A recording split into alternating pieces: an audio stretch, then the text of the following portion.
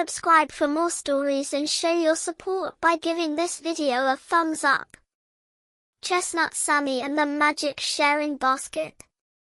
Once upon a time, in the joyful forest, where the clouds looked like cotton candy and the rivers giggled as they flowed, there lived a little squirrel with orange fur named Sammy.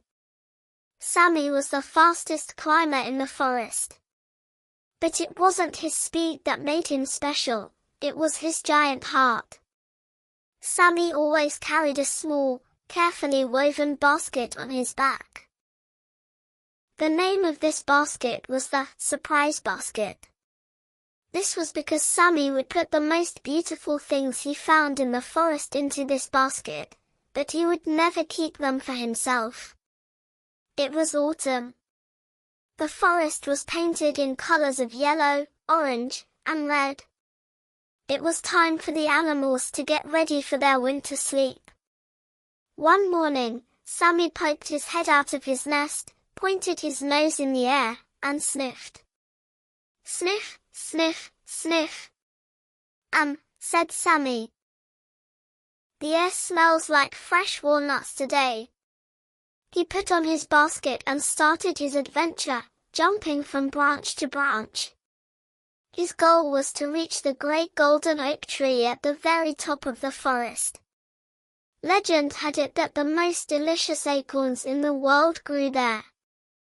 As he was moving along, he saw Toby the turtle sitting sadly by the riverbank. Toby was an international traveler, but because he walked very slowly, he sometimes missed the best breakfasts. Sammy glided down from the branch. "Hello, Toby. Why do you look so sad? Even your shell looks a bit droopy." Toby sighed. "Oh, Sammy," he said. "I am so hungry. Do you see those juicy blackberries on the other side of the river? It would take me hours to get there. By then, the sun will have set." Sammy smiled. "Don't worry at all, Toby. Wait right here." Sammy took off like a flash of lightning. He skipped across the stones on the river, hop, hop, hop. He picked the juiciest, most purple blackberries and filled his basket. Then, he came back just as fast. He poured half of the blackberries from his basket onto a large leaf in front of Toby. "Here is a breakfast fit for a king." Toby's eyes sparkled. "Thank you, Sammy. But what about you? Didn't you keep any for yourself?" Sammy wagged his tail. "It tastes better when you share it, Toby. Besides, my target is the great golden oak." Sammy continued on his way. Deep in the forest, he heard a rustling sound in the bushes. It was Lara the rabbit. Lara was the best jumper in the forest, but today her ears were drooping down. "Lara," said Sammy. "What is the matter? Your ears are sweeping the floor." Lara sniffed. "I lost the carrots I collected for winter, Sammy. I dug a hole to keep them safe, but now I can't find it. What will I eat in the winter?" Sammy looked around. Then he remembered the dried mushrooms and hazelnuts he had collected yesterday and saved, thinking, maybe someone will need them. They were sitting at the bottom of his basket. Without thinking, Sammy opened his basket. "Look, Lara," he said. "These aren't carrots, but hazelnuts will keep you full for much longer. Take these, they are yours." Lara was surprised. "But Sammy, these could be your winter food. Are you giving them all to me?"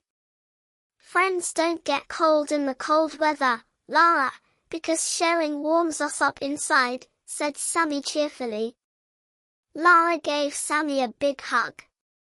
Sammy's basket was now completely empty. But inside, Sammy felt light and happy, as if he had swallowed a helium balloon. Finally, after a long climb, he arrived at the great golden oak tree. The view was wonderful. And yes, there were giant, golden acorns shining brightly on the branches. Sammy reached out excitedly for a branch. Just as he was about to grab an acorn, he heard a tiny sound. Cheep! Cheep! It was Bella, the tiny blue-winged bird. Bella had lost her migrating family and looked very tired. She was shivering on a branch. "Hello, little friend," said Sammy in a soft voice. Bella answered, shivering, "I am so hungry, Sammy. My wings are so tired, I don't have the strength to look for food." Sammy looked at that giant, delicious-looking golden acorn on the branch. His tummy was rumbling, grumble grumble. He hadn't eaten anything all morning.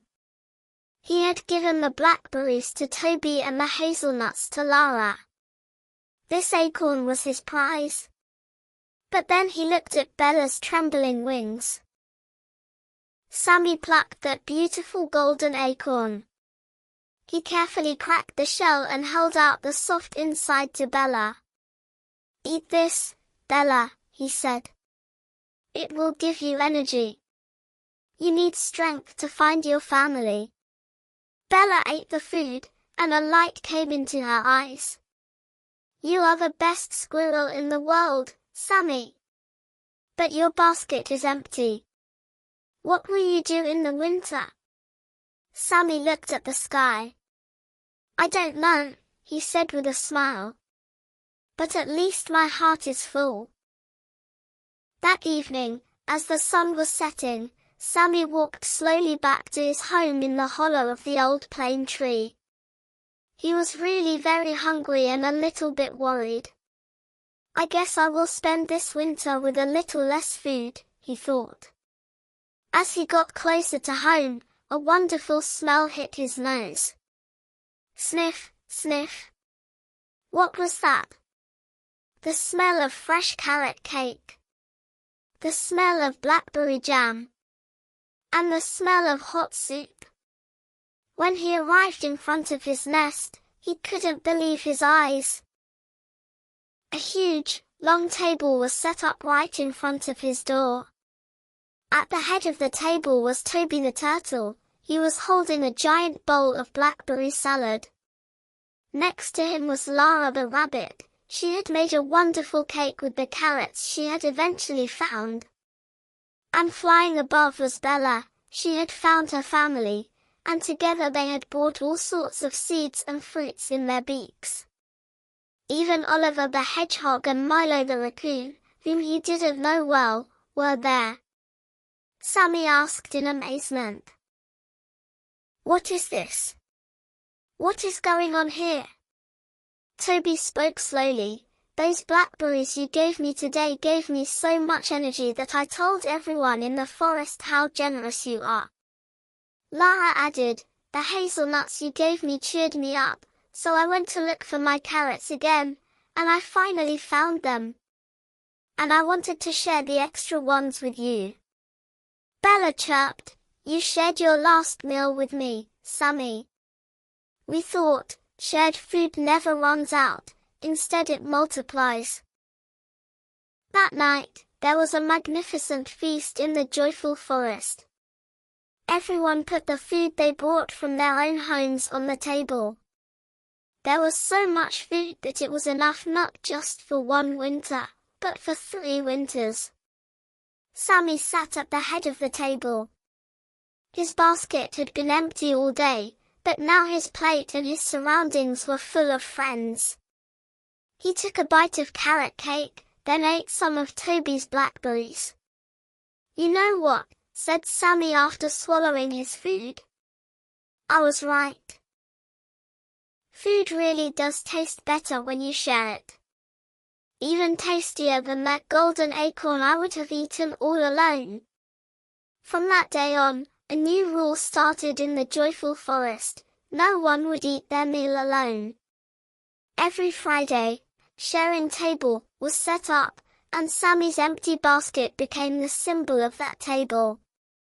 And everyone understood that, if you share what you have, your basket might get empty, but your life will overflow with love. The end.